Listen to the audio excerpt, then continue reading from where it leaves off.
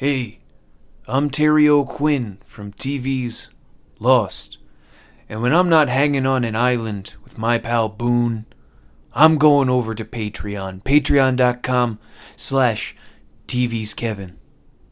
That's the place where you gotta be. If you're looking out for Walt, if you're talking to Jack, if you're worried about a big smoke monster, that's the place you gotta go, patreon.com/TV's Kevin. I got a suitcase full of knives, but what I don't have is the loving support of patrons like Kevin does. For as little as $1 a month, you can get on there. You get an exclusive podcast called Hamil Minute, where they talk about Hamilton.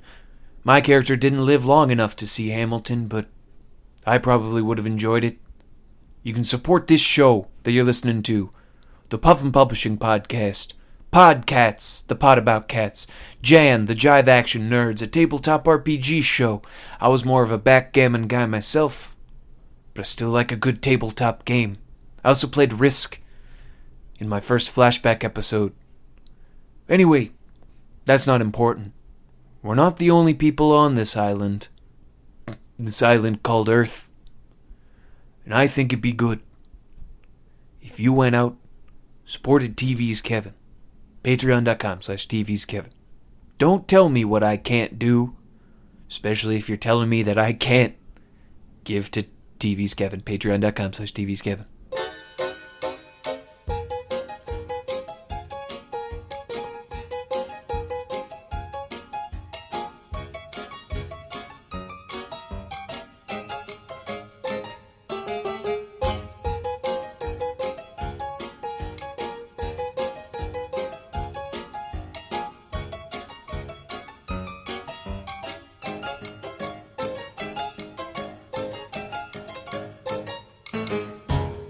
Avoid legal snags by telling people they're being recorded, says Skype.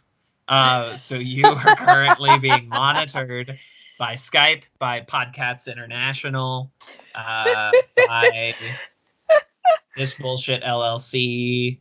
Yeah, it's beautiful. You have so my know. Okay. You have my okay. I am totally Perfect. Cool with being recorded right now. Oh, thank you. Do I have the okay to make the episode artwork of this like that beautiful picture of Becky Lynch, but with a bunch of cats? Yes, absolutely. Please do. I would love that. I don't have the technical skills, so it's going to be like a screenshot of that, and then I'm going to put it in Instagram story and add some GIFs around it, and then screenshot that. I love it. That'll be the episode image. It's a real homegrown situation here. This is PodCATS, the pod about cats. I am TV's Kevin Lanigan, and across the Skype from me in Lights Up and Washington Heights Up is Lauren. Ooh, I forgot to ask you how your last name is pronounced. Moran. I didn't know if it was Moran or Moran. Where's the emphasis? On what syllable? Welcome to the show. Thank you for stopping by. Oh my God, thank you for having me. I cannot tell you how excited I am to be on this podcast right now. I truly mean that. That is weird. That is, lower your expectations. I don't know if you've heard the show yet, but that's what you're in for. I honestly, any opportunity to that anybody will just listen to me talk about cats and have a conversation with me about cats is just thrilling, because it doesn't happen very often. And even if people are familiar, the floodgates opened in July, where suddenly it's okay to talk about cats. It was honestly surprising to me how many people knew about cats. I was like, oh, you all of you too are this aware of what cats is and how fucking weird this trailer is, even if you know what cats is. Oh God. They've been afraid to come out before now. They've been in hiding. Cats fans are feral, so yes. They're gonna, absolutely. When people are around or passing by, they're hiding under trash can lids. They're hiding in unexpected places outside your apartment building, terrifying you. sneak kissing. But then suddenly in July, this insane trailer drops, and they all come rushing out like the Pied Piper is prancing down the street, and all of these rabid Cats fans are flooding. And we all have opinions. And we Oh. all have opinions. Deeply held opinions. No two are the same. Nope. Just like the famous Cats of the musical Cats. Thank you for coming on the show. Thank you to our mutual acquaintance, the Queen of the Ring, for setting this up. Alex. Alex Pagan, the legend. Absolutely incredible human. Number one Shawn Michaels fan. Yes. Yes. Oh Alex, my Queen God. of the Ring. Yes, and those of you might know Alex Moran by their very famous Becky Lynch artwork with the bloody nose. If you have been tangentially interested in wrestling in the last year, you've seen this image. I guarantee you. You have. I'm sorry to pump up how popular, but you were on the other side, and you don't have to talk about this in much detail because much like Skype warned me, people are listening. So Vince McMahon is sitting. Oh my God. He got out his Apple Podcast app and he's hearing this right now. He's listening, and not just because he knows that we could possibly be talking about wrestling. It's because he genuinely loves Cats the Musical and just listens to the podcast as a fan. I love it. 5 stars. Oh goodness. So this is going to be an episode that baffles both wrestling fans with its discussion of Cats and Cats fans with its discussion of wrestling, I'm sure. I mean, they're not too far apart from each other, in my humble opinion. If you really think about it, right?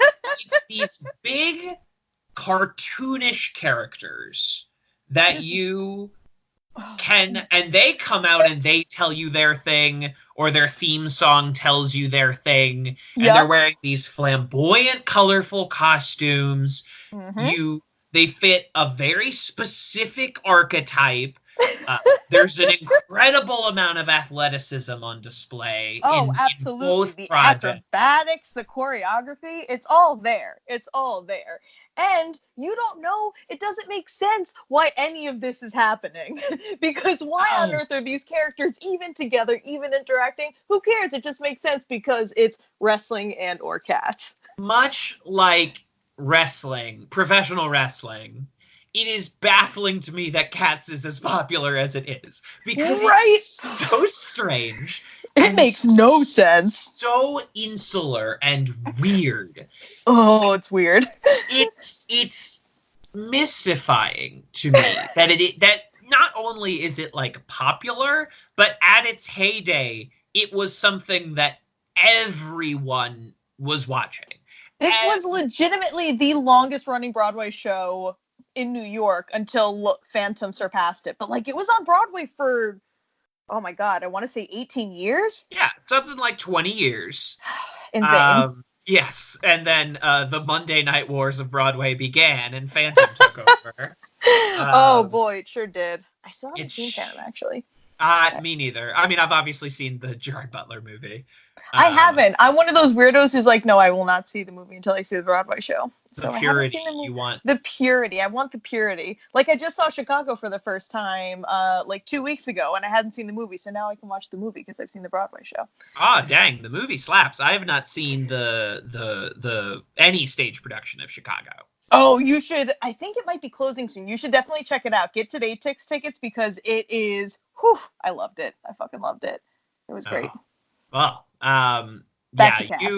So it's back to Cats, back to musical theater, and the weird section where the twain shall meet. Because now that you've said it, now that you've mentioned it, right? I can't shake it. And I hadn't been thinking about this, and I've had other wrestling fans on the show, and they haven't really brought it to my attention.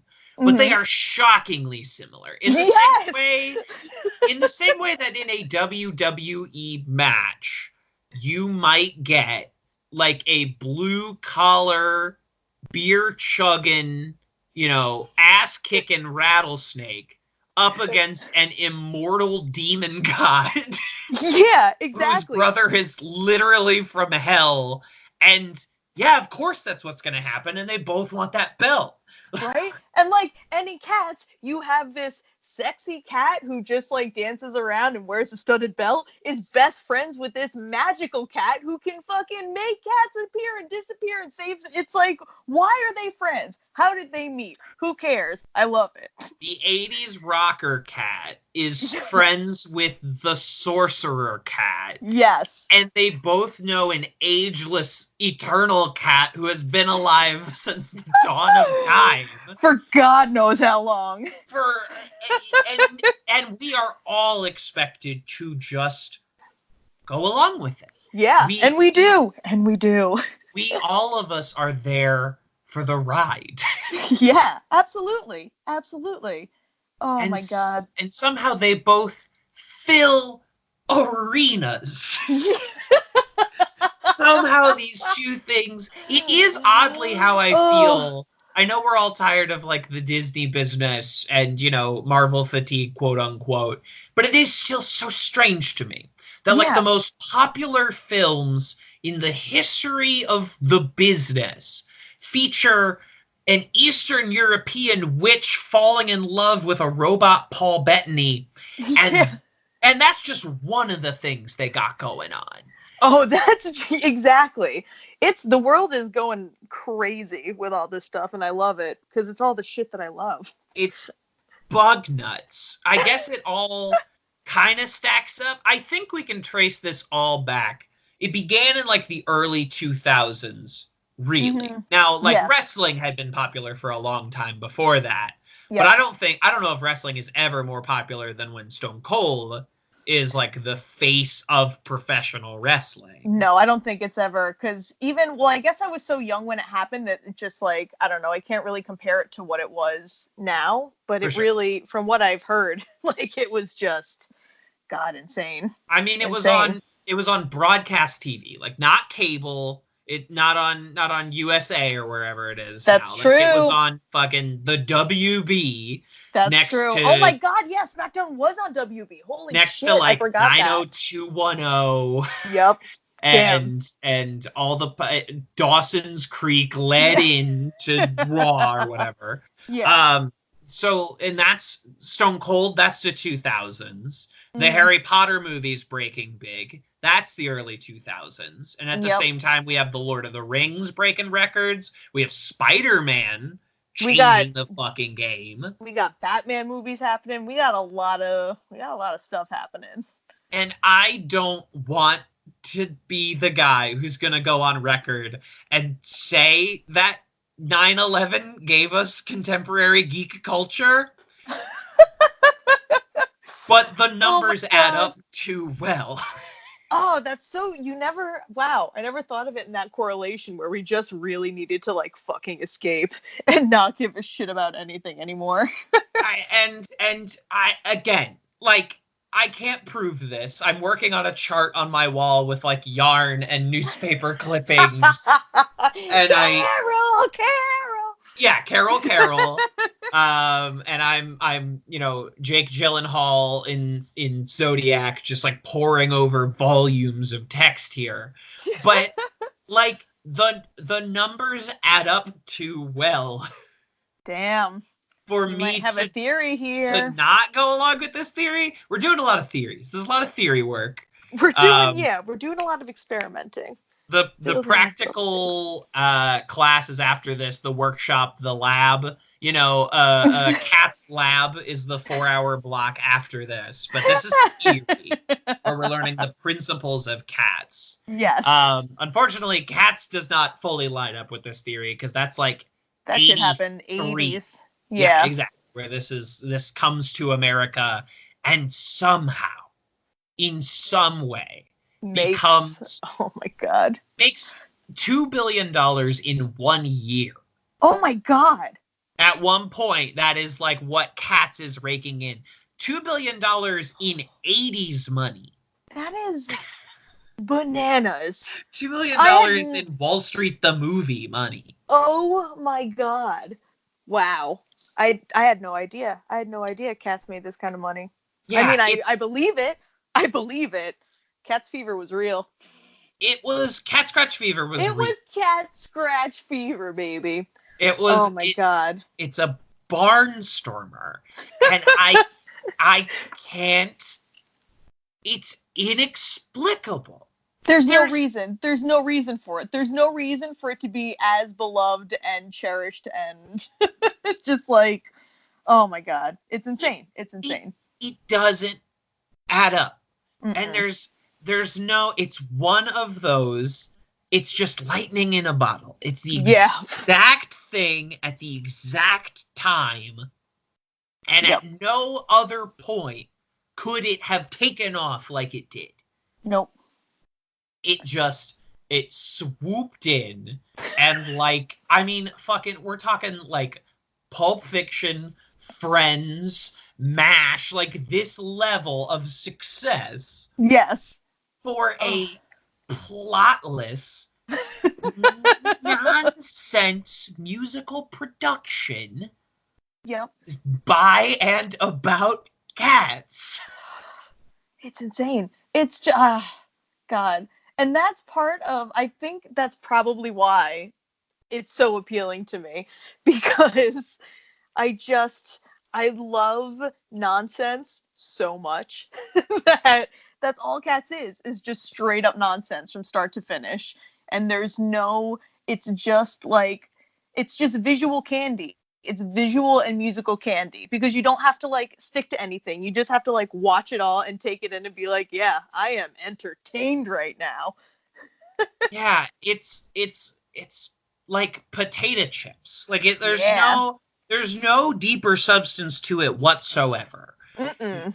People will try to dissect it and say this is about like British classism. This is about like a deeper wartime text. This is about Nah. like emerging LGBTQ themes. No, it isn't. Just It, about cats, man. it is just about cats, and it is silly, and it is imparsably strange, Yep. and Oh god, I love it so much. it cannot be followed in its first viewing. Mm-mm. Like, you can't watch Cats for the first time or listen to Cats for the first time and get it. So you have to go again and You have again. to go back, and maybe that's what's responsible for like Why it makes so much money. the sheer numbers that this thing did at its heyday. Because that's the thing about theater people too, is that I mean I'm guilty of it where I can watch a show over and over and over and over again and never ever tire of it. You know what I mean? So you get those kind of people at Broadway shows, and I'm sure Cats had that. Still does. Still does. It had its most profitable week ever, like the week I started this show or something like that. Like just Really? a few weeks ago. Now, Holy I don't shit. think those numbers are adjusted for inflation. So Yeah. like we're physically just a ticket to Broadway costs way more now. Yeah. But it's the trailer reignited something. Oh yeah, it lit something in people. and just for this brief strange window in time, we're all united in this one thing. Yes. This crazy curiosity about cats. Oh, I love it. I'm just so excited for all the. Well, no, I'm not because, oh, God, the thing that I hate so much about the trailer are the costumes. Like, why? I don't understand. What I don't understand. See, here's what I don't understand. I don't understand why you would spend all this money and build these gorgeous, beautiful sets. All those sets are there. It's not CGI. They're in an actual set that they built and made all those details. Why wouldn't you do the same thing for the costumes and prosthetics? Why? Why? Why? Why? Why? It simply creates questions where there needn't have been any. Yes. Yes. And it creates, and listeners of this show have heard me talk about it before and will hear me talk about it again, but it creates all of these strange avenues. One, you have this weird situation going on with, say, Jennifer Hudson's cat face, Yeah. where it feels like her human elements are like pasted on, like it looks so weird. It looks so weird. they've been grafted on like an episode of Hannibal, just these weird like flesh plates over it. And it also, again, and call me out if you want to, it raises these questions surrounding why the cats have human breasts. Yeah. Where like, again, in a play, on a stage, your brain understands that the cats on stage have human breasts because the actors do. And they are just people wearing, a unitard. Yep. But in the film, where you've bothered to ground up create these characters digitally, you had to then make design the those groups. Meetings were had. They should have just put them in the same costumes. They should have just put them in costumes. The Broadway actors have to do it for 8 shows a week. And on Saturday they have to like do it at 1 p.m., take it off and put it all back on later. Yep.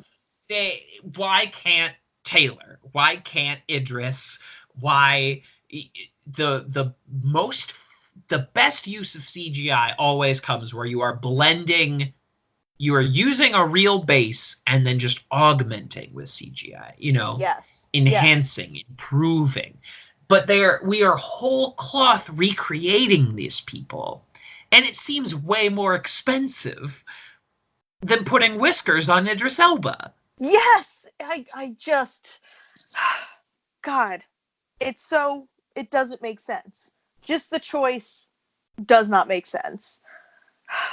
And it makes me miss, because they just look good in comparison. When you compare the two of them, it's like, well, goddamn, the Broadway actors look so much better. Like the tufts of fur on the side of the face makes such a difference to I don't know.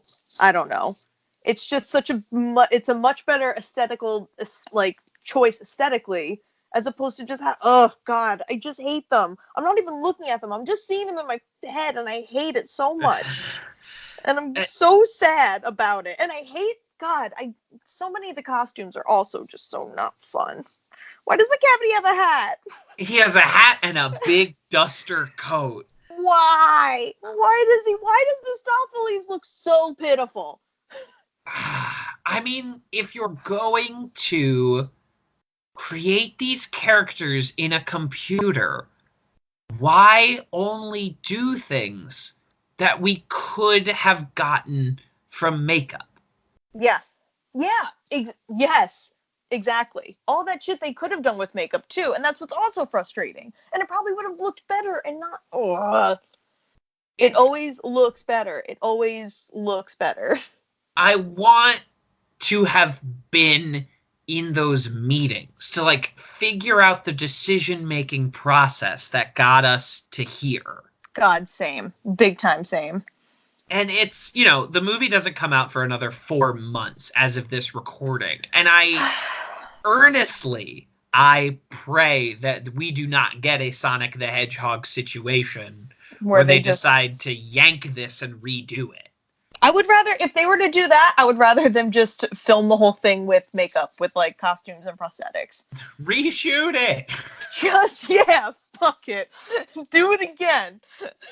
I'm wondering if maybe there were other factors at play. If there was maybe everybody's schedules don't line up. So you get Arrested Development Season 4, where you're none of these people are in the same room with each other. Yep. You've built this conceptually around not having all your actors at the same time. And it I want to know how these decisions were made, why these decisions were made.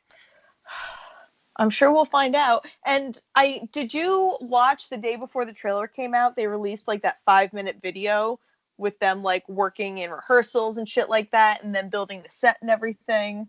And all of the actors speaking with a stark Daniel Day-Lewis level commitment to their craft. To Cats. To Cats, to like, we have to honor the grand tradition of Cats. Cats has a grand lineage, and we need to treat it with the utmost seriousness. I mean, they do. They're not wrong. I hope the film we're going to get has a more lively, fun, fanciful atmosphere than the trailer really gives off. It would be nice. I would hope, because the trailer feels like Les Mis 2, and that is not a functional way to make Cats work. Nope. Sure isn't. It'd be like if they tried to make like a not sexy, not fun Chicago. Yeah, like it needs to. Cats needs so much camp, and it needs so much. I don't know. I'm nervous, but I'm also excited because even if it's fucking terrible, I'm still gonna be like, this is one of the best things I've ever seen in my entire life. What a train wreck! I can't believe I'm watching Cats the movie. That is the bar we've all set for it, you know? That is the weird expectation, is that I don't know if any of us think it's going to be good. Yeah. Necessarily. Yeah. But we're all expecting something that we haven't seen before. Oh, absolutely. We're all expecting something transcendent in its own unique way. Oh, yeah. And now the bar for this movie is almost higher than it would have been if we just thought it was going to be good. Now I don't know what the hell is coming, so I am ready for it. And it's not... I feel like Cats does not have the same associations or pedigree that like Les Mis or even like Oklahoma has, where you kind of expect a certain thing when you go to see it. Yeah, no. If you go to see Cats, it's Schrodinger's cat. It could be anything. Like, yeah. Oh my god. Oh my god. Yeah, no, absolutely. Absolutely. Like, you could open those doors, open the playbill, and anything could happen. Yep. You never fucking know. I haven't been to enough like homegrown productions of Cats. I've only been to like the actual show, and then I went to a tour when I was younger. I haven't seen it live in a very, very long time. But now this just makes me want to see it at a fucking like high school or a middle school. Have you seen any good ones?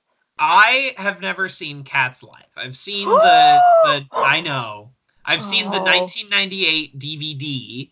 Yeah, or like the VHS. I apologize. I mean, it's honestly, that's a great interpretation of Cats. As somebody who went to see Cats and loved Cats, that I had it and I loved it. And I've shown many friends. So there's that. Against their will. Forcibly in a chair where they were strapped in with their eyes forced open like Clockwork Orange. I said, guess what we're watching? Yeah. That is Netflix and Chill with Lauren Moran. So we have done an episode about a production of Cats done by the St. Louis College of Pharmacy. Oh my god. We have done an episode on that. I have my reporters in the field. Missouri State University is doing it in October, so I have eyes and ears everywhere. So we're gonna cover that in its time. Yes. Oh my god. I love this so much. So everybody stay tuned to the feed. Everybody, Can't wait. keep your ears glued to PodCATS because we're bringing you all kinds of crazy stuff from All kinds of good corners. shit, baby. And listeners, if you have tips, if you have hot tips for our call line, can we get this pod at gmail.com? Fuck it, you can tweet at me, TV's Kevin Lanigan. Like, hit if you have any leads On any live production of Cats, Like- please tell me too. Send me a personal email so I know where these are, so I can book some flights. This is America's Most Wanted. Like, Yeah. I am asking you if you've seen these people that we've done dramatic recreations of, call in. Like, we want to catch them. I want to know where the Cats productions are. I am gotta so know. curious, and as we all know, Curious like a cat. cats would not want you to be curious. No, they want you to solve those mysteries and find out.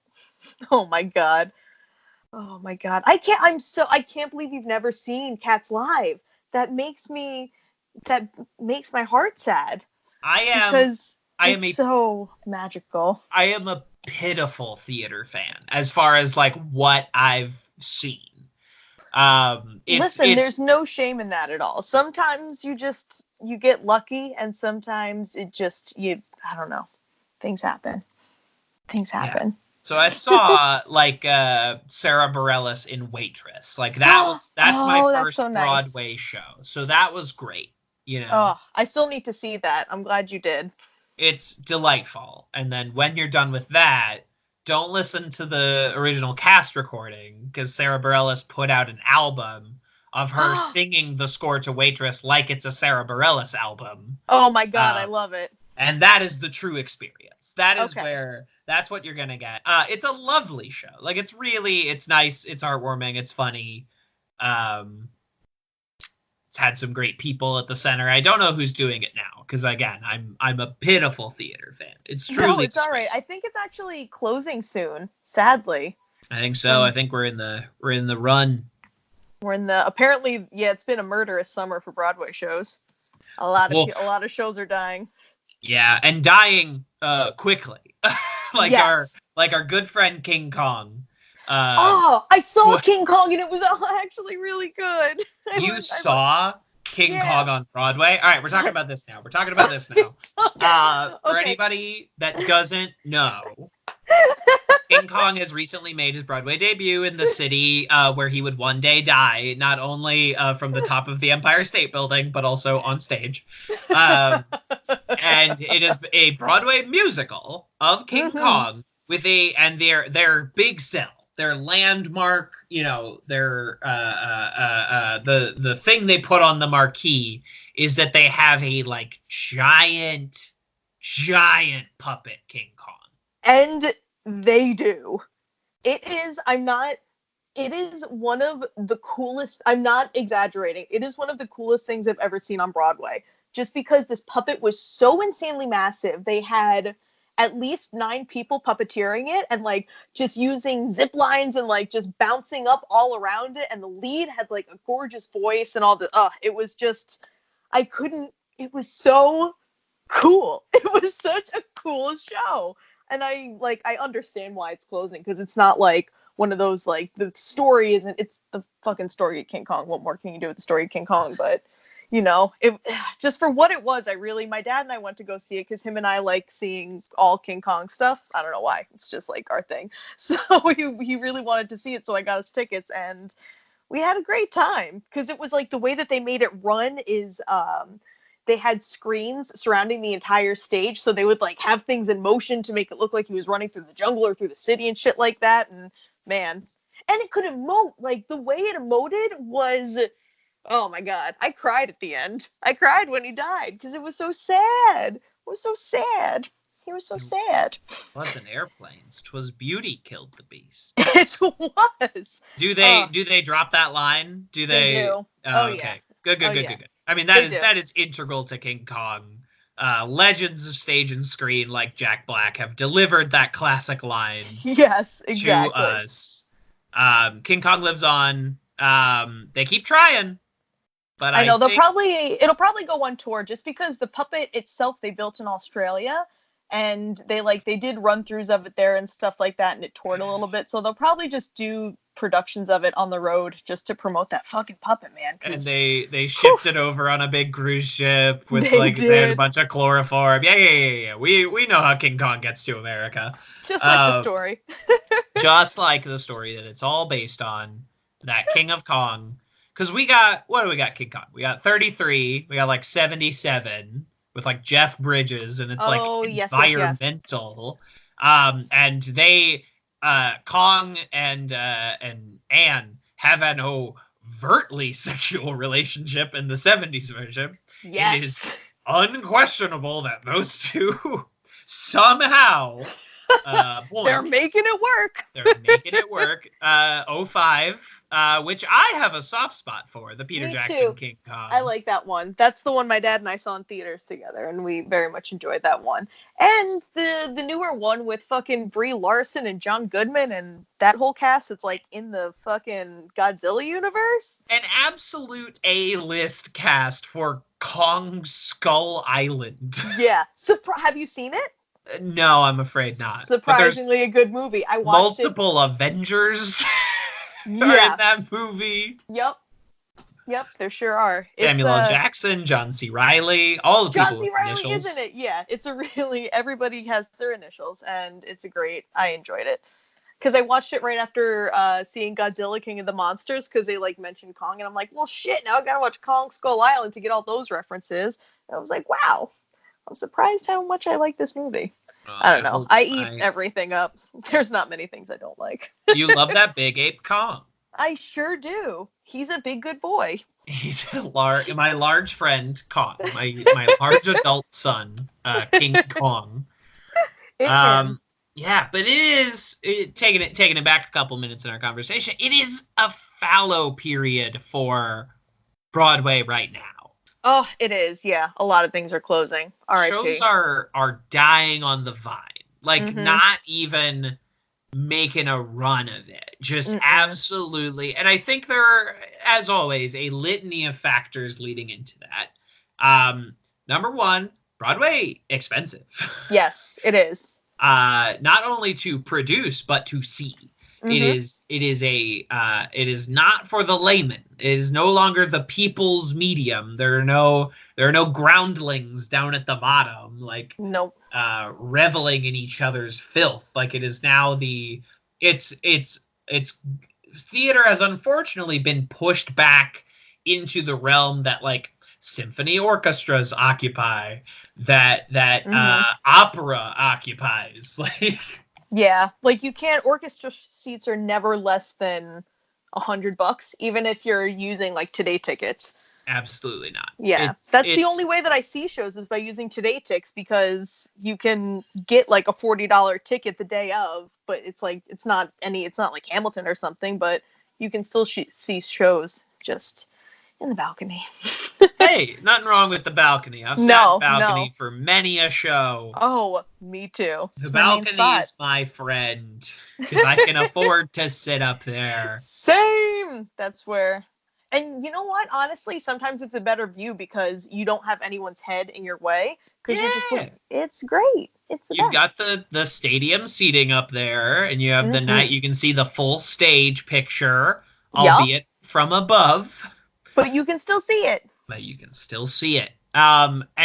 in addition to being pricey, we are also, is there an original fucking show on Broadway right now besides Hamilton? Because it's Beetlejuice the musical, it's Mean Girls, it's Frozen, it's just movies. And some of those, I'm not disparaging those shows. Some of those shows, Catch Me If You Can is a really fun show. No, but you're right. Little Shop is way better as a musical than it was as a B horror movie in the 60s. Oh my god, I know. That's coming back too. I forgot. Hell yeah. Little Shop, you just gotta wait. You just bide your time. Little Shop always comes back. Yep. The Audreys keep coming around because there's, in any given tri-state area, there are like 5 Audrey puppets, and everybody just trades. Oh yeah, I've been in a production of Little Shop, so I know that Audrey 2 wheeling and dealing life. Audrey 2 comes in on a truck from the local like small college, and then the high school uses it, and they send it to the next high school, and then it goes back to the college. Audrey 2 tours more than most like bands. Audrey 2 is always on the road. Always. But yeah, we are in a unfortunate, like a real nadir of original Broadway works taking off. And there have been shows that have tried. You know, Dear Evan Hansen was definitely something. It was not a Hamilton-sized smash, but it's something. It's still on Broadway, right? I'm not 100%. It's because it's definitely also gone regional. Like, there's definitely, they're doing it in Boston right now. It's just in Boston, and they had ads for it all over the buses there. Yep. Hades Town is really making a show right now, I feel. Like, that's the one that people are talking about. Be More Chill. Yeah, that's a good one, too, that I've heard. And then Come From Away. Actually, yeah, there's a handful of good ones. And then Bat Out of Hell. It's actually, yes. Which is actually... I'm tempted. You do it. Oh my God, do it. I swear to God. I love Meatloaf. And that whole album, like Jim Steinman wrote that album for a musical, and they just pitched it as a rock album because he couldn't like get it off the ground as a show. And now it's like, oh, if you're a Cats person, you will love Bat Out of Hell because it's just as like nonsensical. The plot is like paper thin, but it's like, oh God, it's so good. It's so those good. Songs are immortal, and they have always felt less like rock songs. Yeah, they're Broadway songs. Yeah, and Meatloaf like does not have a Broadway or does not have a rock star voice. He has like this Broadway voice. Yep. This big, powerful, belting leading man voice, and what I think held him back is, unfortunately, and no disrespect to the man, he looks like Meatloaf. Yeah, no, I mean it's the time period. It's that's just how things are, unfortunately. But oh my God, no, you should absolutely see it. Do you know Lena Hall? No. Oh, she's so she was Yitzhak in Hedwig, and she is like.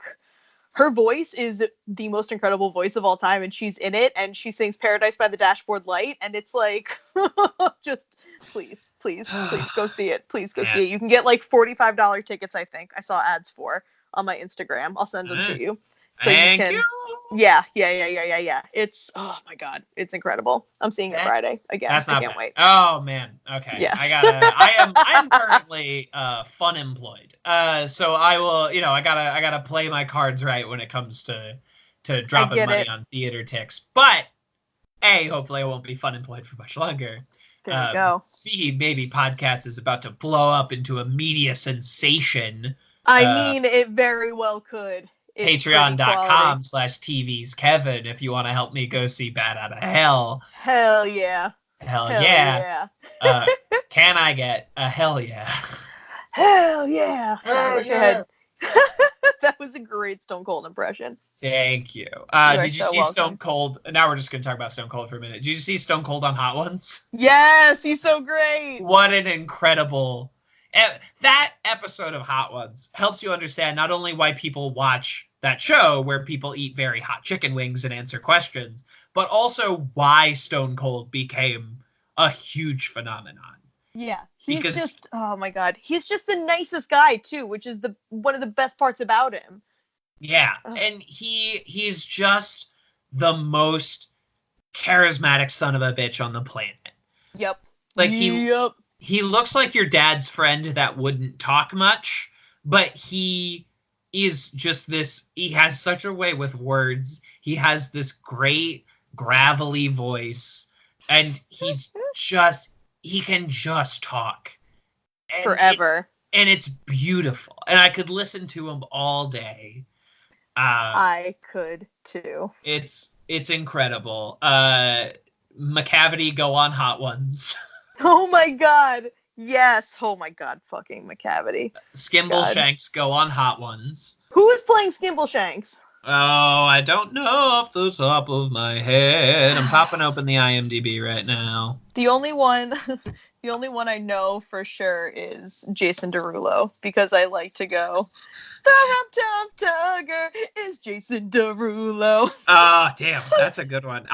Okay, there is a running bet on this show of whether or not he will sneak in a Jason Derulo in the movie. Oh my Like god. if Rum Tum Tugger starts up and he's like Jason Derulo or Rum Tum Tugger, you know what I Oh mean? yeah, no, he has to. I bet he will. I bet it was in his fucking contract. That's what I'm saying. I think it's in his writer that he has to have it. My name. So I have to say my name. I have to say it at least once. I'm so sorry. It's in my contract. Shanks is some fucking, and no offense here, nobody.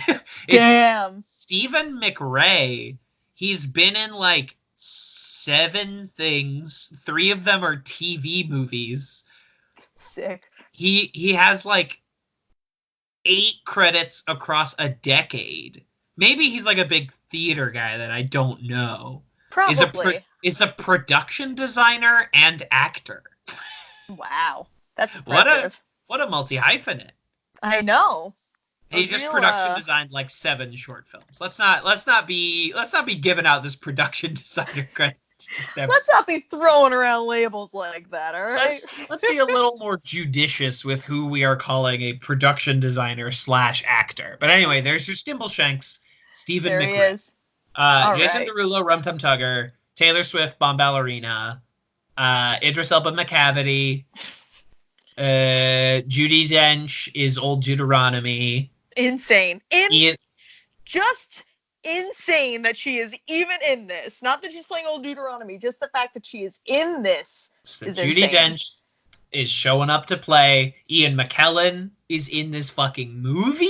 He's the fucking old ass cat. He's Gus the theater cat. Yeah, that son of a bitch. The has been. That's so and so. That fucker. You know what sucks is that in the Broadway production, they didn't put it in the DVD, but the play that he talks about where he plays the fucking old sea cat, that happens. The whole stage, like a whole other stage comes down and it turned into a big fucking pirate ship.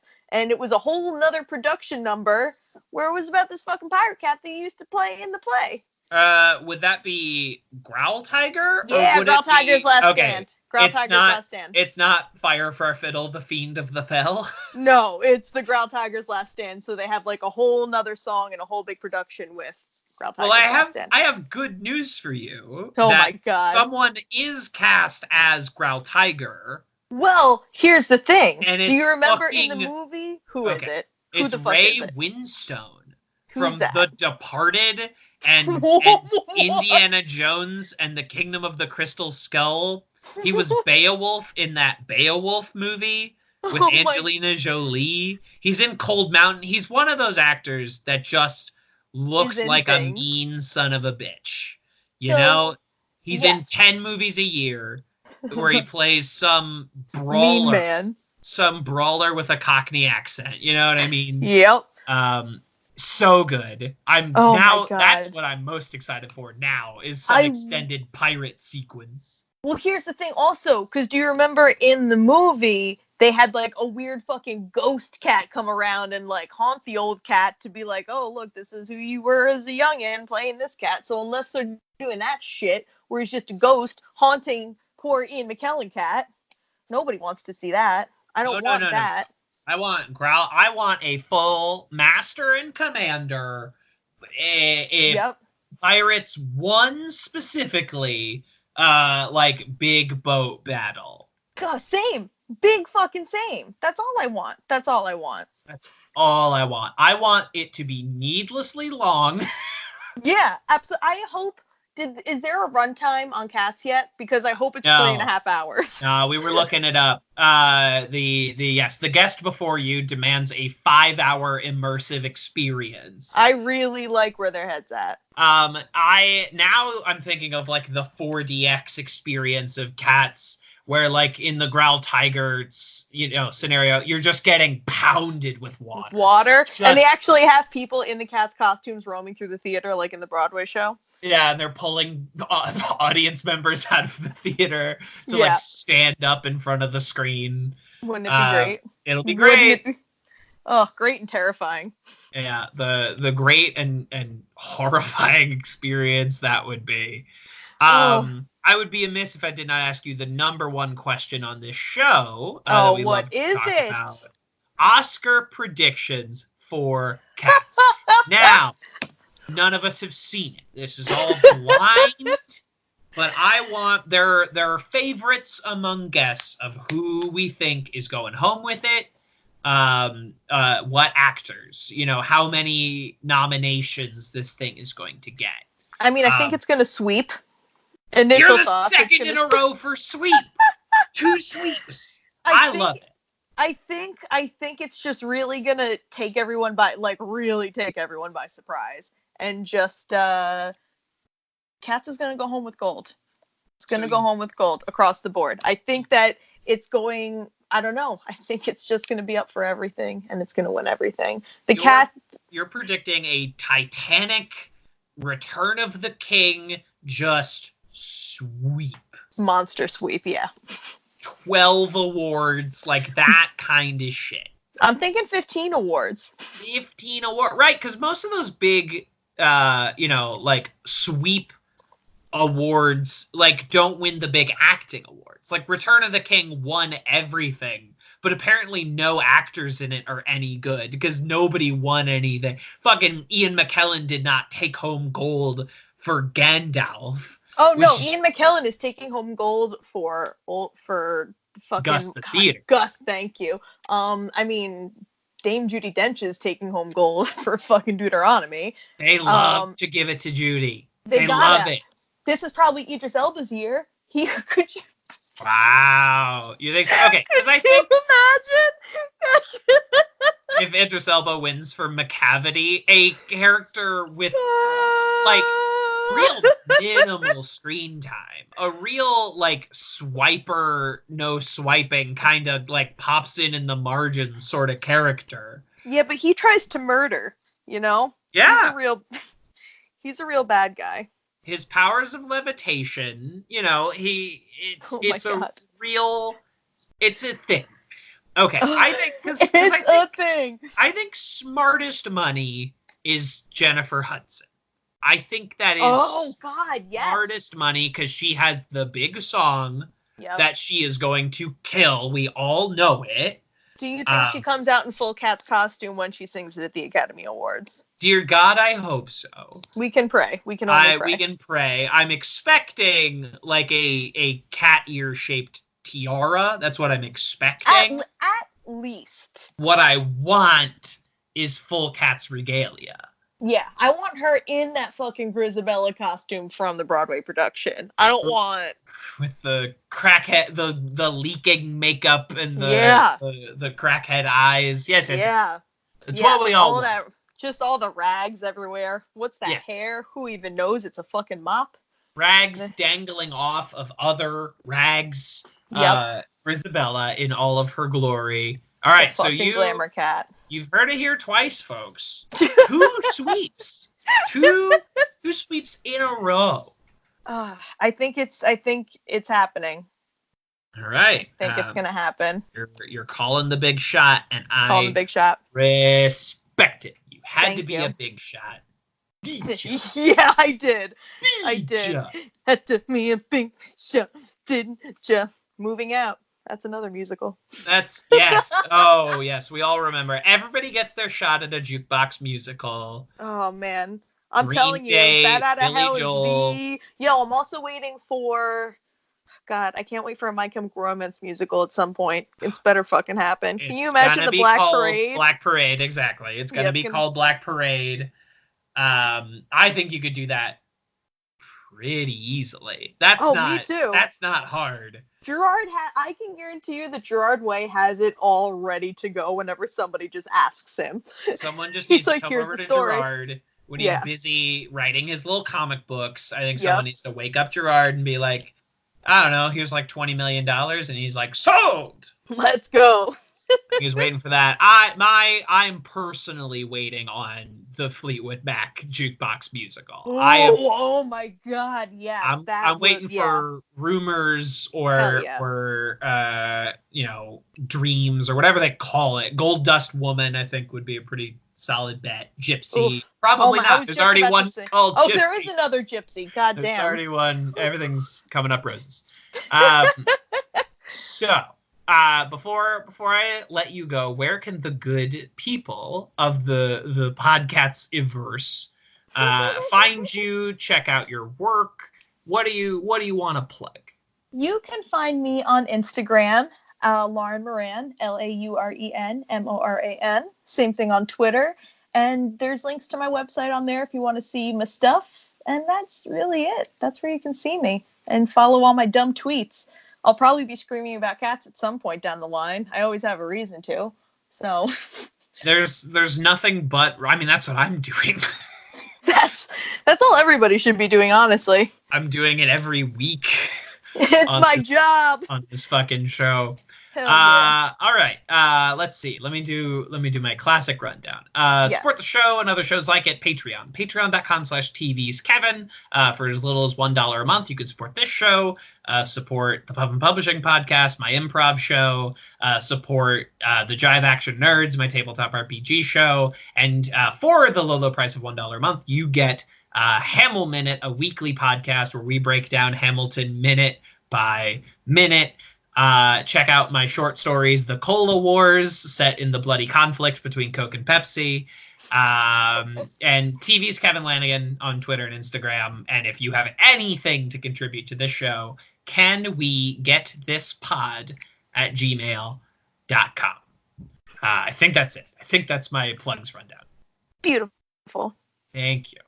Thank you, Lauren Moran, for joining me on this capital V, capital S, capital E, very special episode of PodCATS. Thank you so much for having me. This was honestly a goddamn delight. God, I love Thank you. cats so much, and I love talking about cats and musical theater and wrestling. God, I just love that we connected those dots and we came to the conclusion that cats is wrestling and Cats. wrestling is cats. Cats is wrestling, and wrestling is cats. Good night, everybody. Good night. We're live in New York celebrating the holiday of Thanksgiving in a very big way with an exclusive performance from a giant of a show, King Kong the Musical. And Kevin saw this just last night. This brand new theatrical epic just opened on Broadway, and it's based on the classic 1933 film. On stage, Kong has been reimagined with this innovative mix of 3D animatronics, puppetry, and stagecraft. It is unbelievable. And you won't believe how big the Broadway Massive. King Kong is. A towering 2,000-pound, 20-foot-high gorilla, unlike anything you will ever experience. Ever. But at the heart of the musical is the journey of a determined and fearless woman who forms an unexpected friendship with this creature. Welcome now, only here on CBS, Christiane Pitts performing Full Moon Lullaby from King Kong the Musical.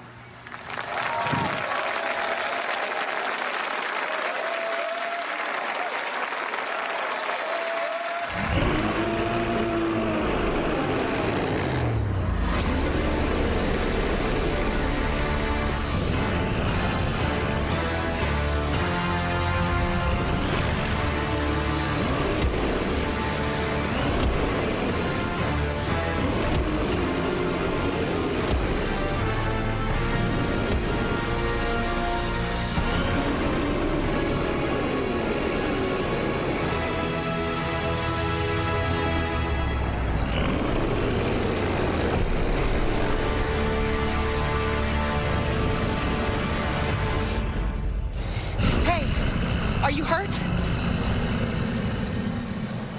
You are. You're hurt, aren't you? Anyone ever told you you got sad eyes?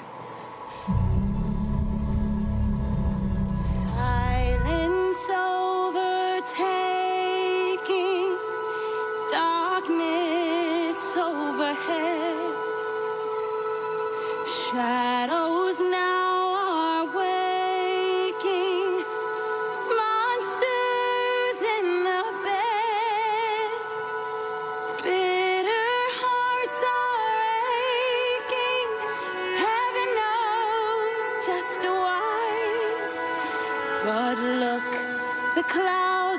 heartbreaking full moon lullaby.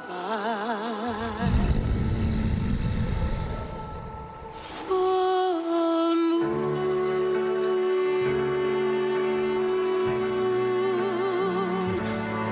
wash it all away. Full moon,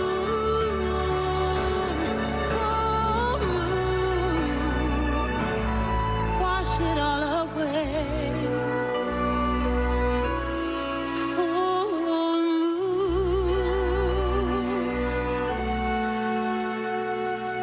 I can't believe that I survived. So many questions in my mind. I'm asking, but there's no reply. This miracle, it leaves me wondering, why do I feel so alive? Right here at the top of the sky. So much more that I've yet to find. It's like he knows me. He fought for me. He showed me a strength I never knew was inside, that I'll carry for the rest of my life. It's time to say goodbye.